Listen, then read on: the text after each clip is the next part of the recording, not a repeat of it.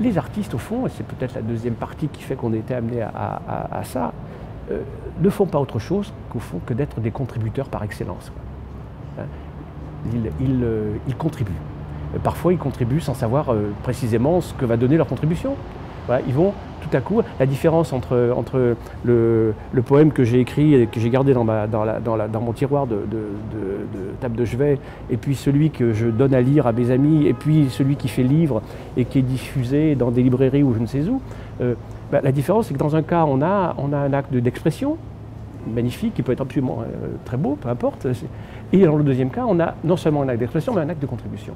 Et au fond, c'est ça que les artistes, les écrivains le font, c'est clair, parce qu'ils posent leurs livres et leurs mots et leur langue dans l'espace public. Les artistes font pareil.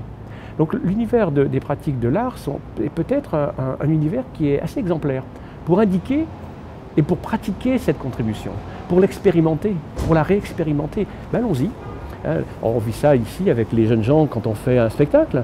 Au début, quand on dit qu'on va faire, on a un rendez-vous toujours, hein. Il y a un rendez-vous public. Ce qu'on fait, c'est jamais seulement entre nous.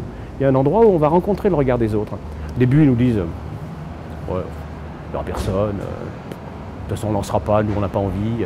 Puis peu à peu, dans tout le boulot qu'on fait, c'est d'arriver à ce qu'ils assument ce geste à un moment, d'être devant d'autres gens et de dire. Et les effets, alors là, sont visibles immédiatement hein, sur ce que ça leur fait, tout à coup, d'être porteur d'une parole travaillée.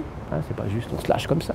D'être porteur d'une contribution qui est élaborée collectivement, où chacun y a sa place, et qui en plus recueille un regard, et parfois un regard positif. C'est-à-dire qu'il y a des gens qui disent « Waouh, c'est super intéressant ce que vous nous avez montré là, ça nous a touchés, etc. » Et ce que ça produit là dans chacun d'entre eux est visible.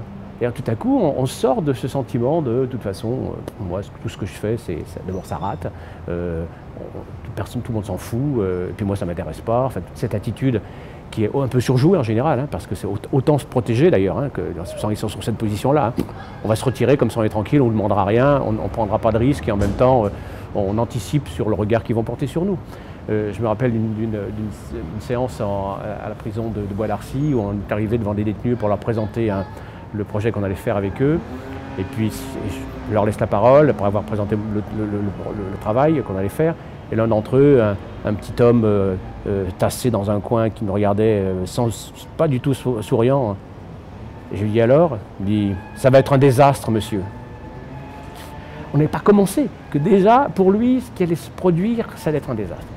Évidemment, si je puis dire, ce garçon a fait un boulot incroyable. Et il est sorti de ce processus différent.